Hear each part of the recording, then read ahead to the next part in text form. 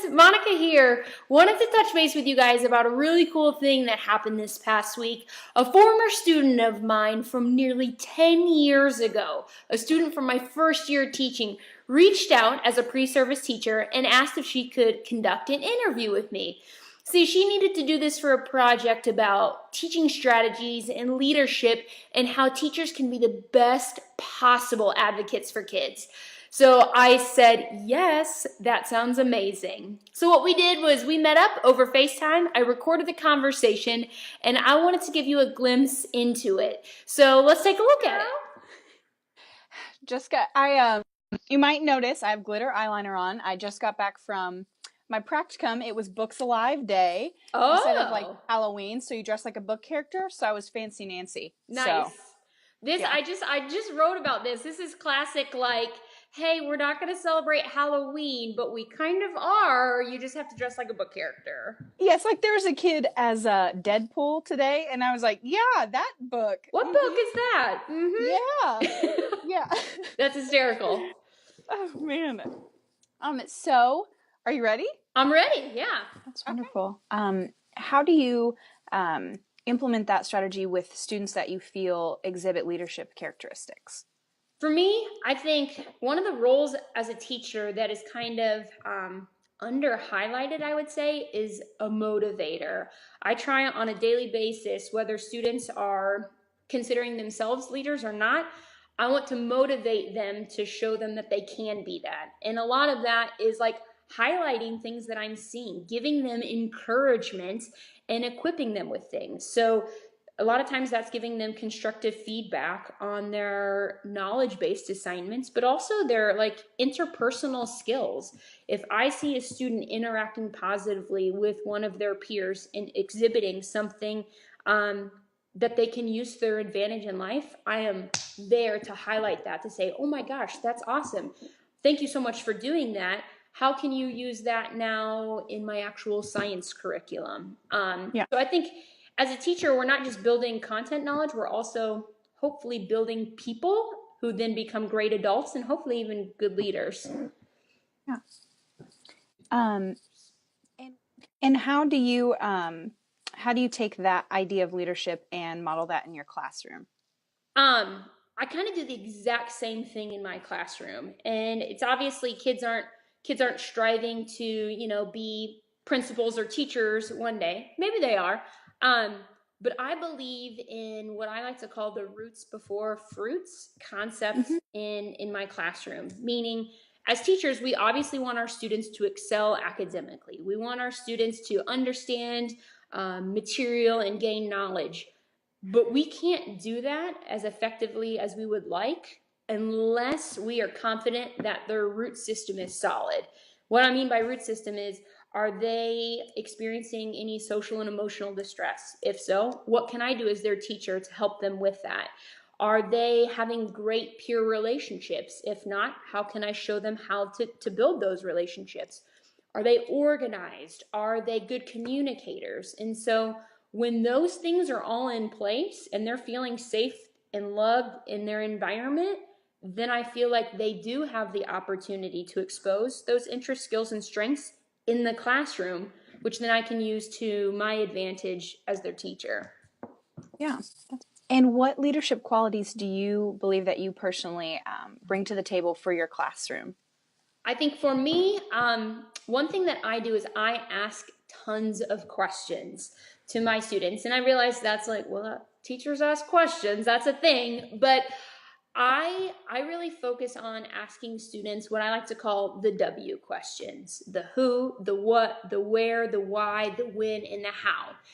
Because I think a lot of times if we're not careful as teachers, we start asking lots of yes or no questions, and students can nod or shake their head to respond, but we're not getting very deep when we do that.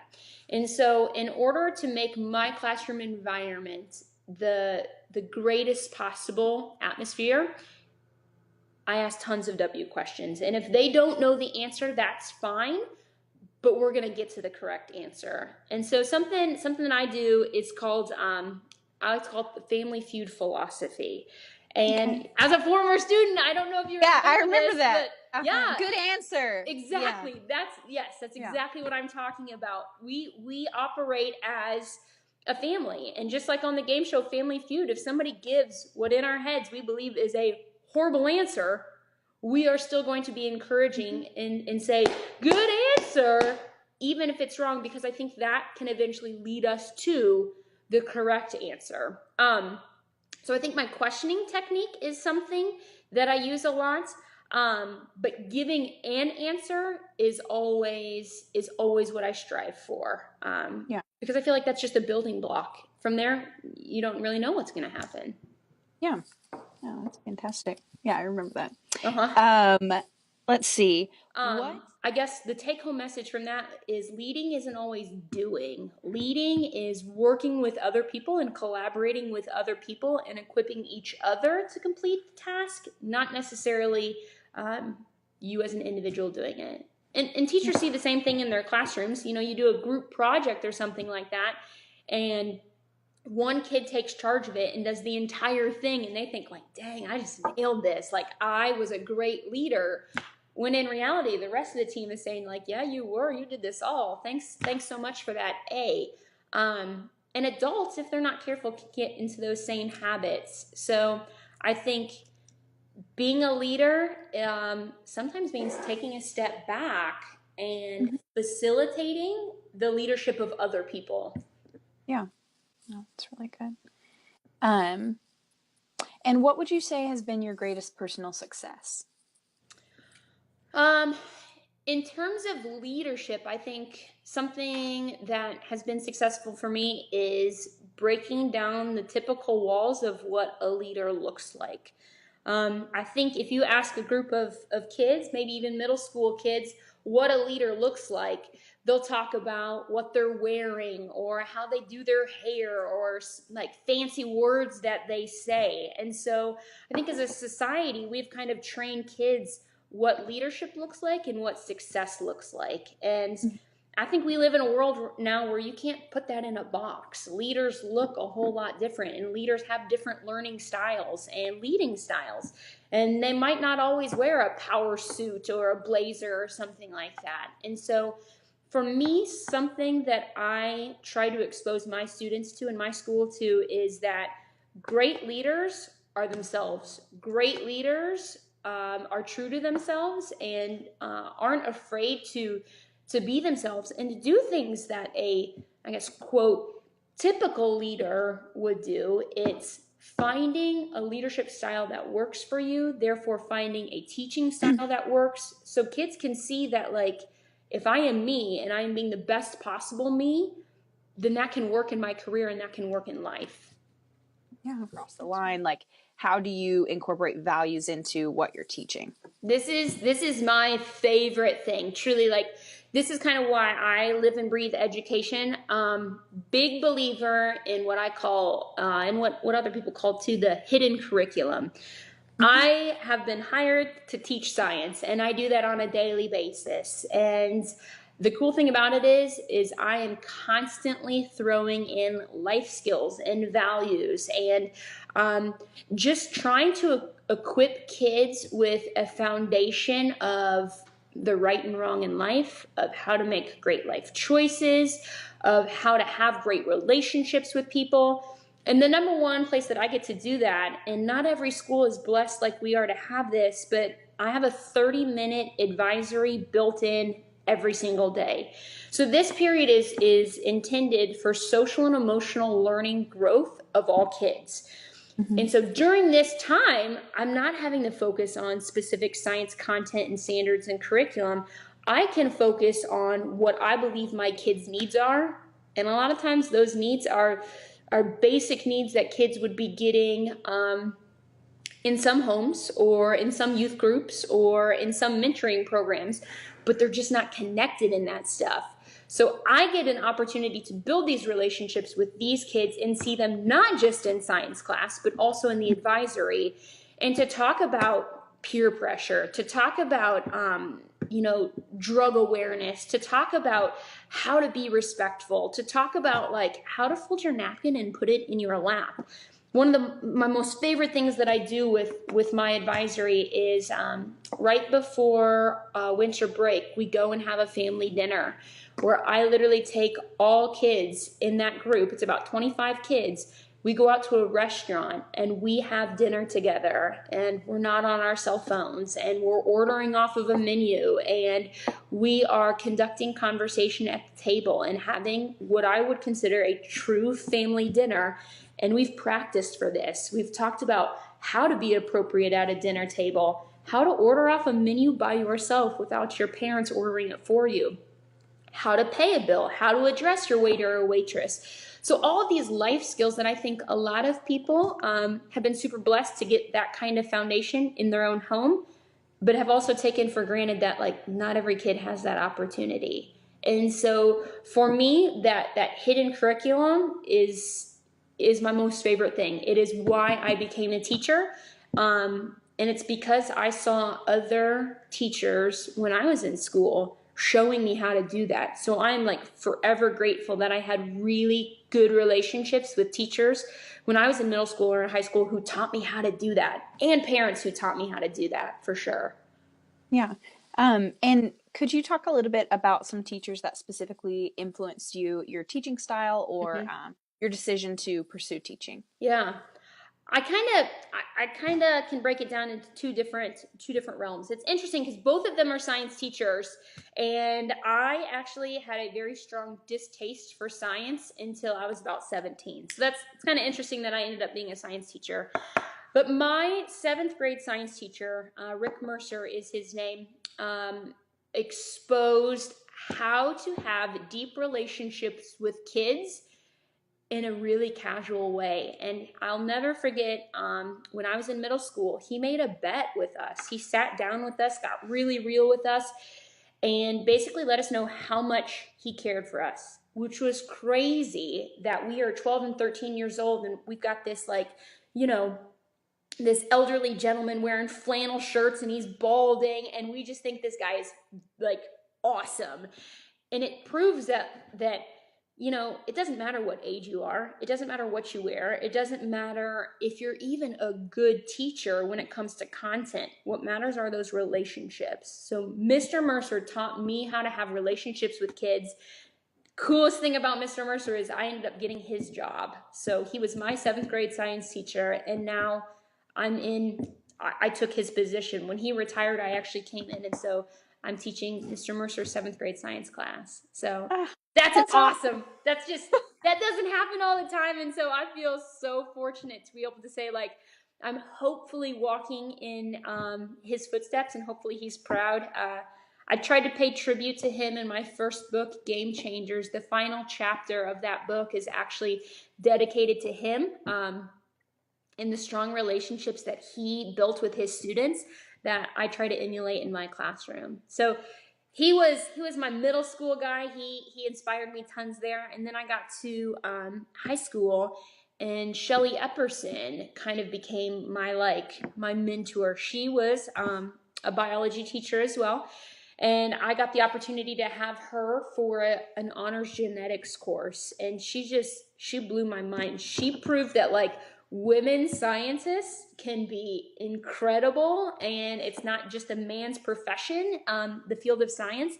So that was really neat. And she was just one of those really real teachers that could, again, have real conversations with students and wasn't afraid to just to tell you how it was in life. And so that was a really neat thing.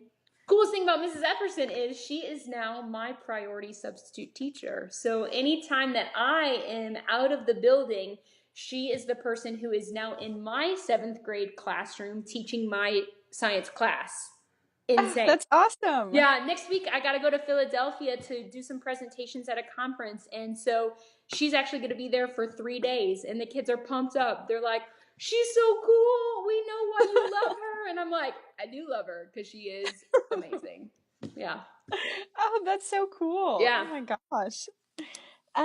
How do you respond, or would you respond if it hadn't happened yet, when you're faced with opposition from administration to maybe an idea that you have, or a suggestion for adapting curriculum or something like that? Mm-hmm.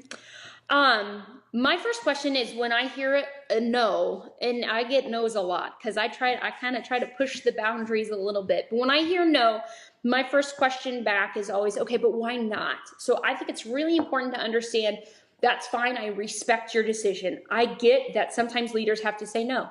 That's completely acceptable. But why not? Tell me what roadblocks exist here so I can go back to the drawing board and figure out, okay, how can I turn that no into a maybe? So when I come back to them and say, okay, so I took your feedback, here's what I'm looking at, can I at least get a maybe now? And then if I get a maybe, okay, I'm going to push it a little bit more. How can I turn your maybe into a yes? Then I go back to the drawing board, figure out what I need to do, what roadblocks exist for me or for the school or the students, whatever it might be. And then how can I go back in and get the yes or the let's pilot it. That's my favorite word. It's like angels are singing. When I hear you can pilot it, I feel like that's a yes. That is a yes, you can try it. And then it's at least a green light to try something new. So I can't tell you the number of times in my career where I heard a no, it turned into a maybe, it turned into a pilot, and the pilot turned into a yes, you can do it. And that turned into a this might be a good idea for our whole school. So that's my favorite. I don't mind resistance because I think resistance, if you ask why, is the greatest teaching tool possible. Oh, that's awesome. Yeah. Yeah. And are you thinking of writing any more books? I think right now I'm working on some blogging, and so I think that getting material out to readers more frequently and almost more immediately is kind of fun right now. So launched a blog a couple months ago and I'm working on getting an audience for that because the book writing process is hard and long. It takes took a couple years for both of those. So right now I'm just working on sharing stories online, sharing tips and tricks online, and just giving those to readers to say, hey, I tried this. Maybe you could try this too. Or, hey, this funny thing happened in my classroom. Maybe you'll get a laugh out of this as well. Because teachers, I often say, like, teachers is being a teacher is sometimes like an AA, right? It's a support group. You come together, you have the same struggles, you have the same hardships. Let's just get together in a circle and talk about it. And when we leave, we'll feel better about it. And so it's really neat how teachers, whether they're teaching at private schools or public schools or charter schools, whether they're in California or in Illinois, you say you're a teacher and you're like, I mean, you're this. There's this immediate like relatability. So that's cool. Yeah. I actually went to one of my friends goes to EIU. I went to like this tailgate they had the other day. Yeah. And I met a girl who was an ed major there, and she was like, oh, you went to Mattoon? Did you go for middle school? I have never met anyone who's had Monica Genta as a teacher. Have you had her? Because I guess she came to speak in one of her classes. She was like, I've never met someone in real life who had her. Oh my goodness. That was so that is awesome. I'll tell you, the pre-service teachers at EIU are incredible. They are so supportive and they're like sponges. Anytime I'm over there and getting the opportunity to be at the university that I went to, which is so cool, so blessed to have that opportunity to be there, they just flock in and like their questions are great and their energy is great. And so I can only imagine on your campus it's the same way, which is so refreshing to see. Because sometimes, you know, when you're in the trenches in your own classroom, you think like, oh, like I'm banging my head against the wall like every day. Then you spend a little bit of time with pre-service teachers and you're like, okay, I got this. That's so awesome. Yeah, I do feel pretty hype about it. Good. I'm excited about it. Bottle it up, Allie. Bottle it up. Yes. Yeah, keep it. Be ready. What advice do you give to first year teachers? What's your like go-to couple of points that you would want to make sure that somebody leaves one of your like seminars with? Yeah. I would say that if you want to win in education, the only way to win from a personal perspective and from a professional perspective is if you are going into schools and you are going into education with two things. You have got to have passion for the profession. If you don't have passion for the profession, it is okay to step away right now. In fact, it's encouraged that you step away right now, because if you don't have passion on day one, Day 10, you're not going to have it. Year 10, you're not going to have it. There's no way that you're going to collect your minimal TRS check. It's just not going to happen. So I want them to understand that it is okay to back down if they are not truly passionate about the field of education and about kids. It's not just about your content. I can love science, but if I don't love science and love teaching kids about science, there's going to be a disconnect. So passion is one core value that you got to have, and then the other is perseverance. Teaching is tough, and it's so hard to explain to pre-service teachers what's about to come. They don't teach you about all the other things, the meetings that you're going to have, the new policy that's going to happen, the new teaching philosophy that's going to happen, the change in standards that's going to happen, the personal stuff that you're going to experience in your personal life. But every single day you're coming back into your building and you got to teach. Regardless of what's happening in your life, you're there to teach. And so to keep it all together is really tough. So not only do you need to be passionate, you got to have some grit. You got to persevere through those tough spots because they're going to happen. But at the same time, your kids are going to be there for you. And I think that's one thing that was really unpredictable for me. Had a really traumatic family experience. My brother got just incredibly injured. Life-altering accident happened for my brother. And I did not know how I was going to keep it together. I did not know how I was supposed to go in and teach to kids when my tank was empty. Like, I just was not there. And the coolest thing about it was it proved to me that your family is your nuclear makeup, your biology, but your family is also your group of students. And when I wasn't at my best, every single day I could walk into my building, into my classroom with my kids. And that's exactly what they were. They were my kids. They were my cheerleaders. They were my encouragers. And it was the boost that I needed. So it was this cool reminder that I'm there to boost them and to encourage them and to do life with them. And they are there to do the exact same thing with you, because for so many kids, you are their person. You are their adult. And they rely on you just as much as you can rely on them. And so that's one thing. It's okay. It's okay to have those kinds of relationships with your students where you rely on them for things. And I guess the other thing is like that teaching it's not a knowledge business. Teaching's a people business. And so we ask our students to get really real with us, and we ask our students to be open with us. And I think we've got to do the same with our kids. Nothing is worse than like a poser teacher who is trying to do something that's not authentic or be something that's not them. And so it's neat to walk into a school and see just this incredible like potpourri of different teaching styles and different clothing styles and different speaking styles. And that is what makes schools awesome. It's this little cultural melting pot of personalities and backgrounds, but they're all doing the same thing for the same purpose, and it's for kids. And that is something that every first year teacher needs to go in knowing, that it's not just about grades, and it's not just about standards, and it's not just about, report cards and homework and all that. It's about doing life with people, and you're just choosing to do life with kids, which is awesome. So wow.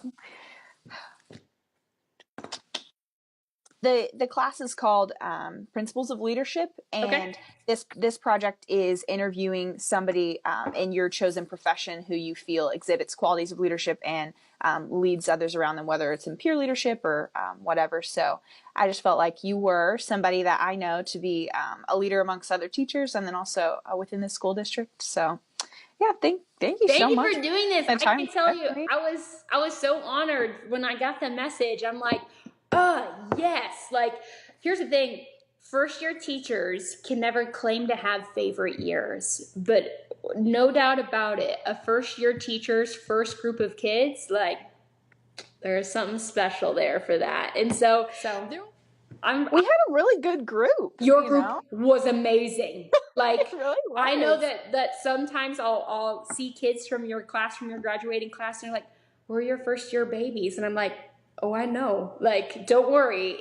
I have not forgotten. I have forgotten students' names from last year, but like, I got your class. You guys are golden.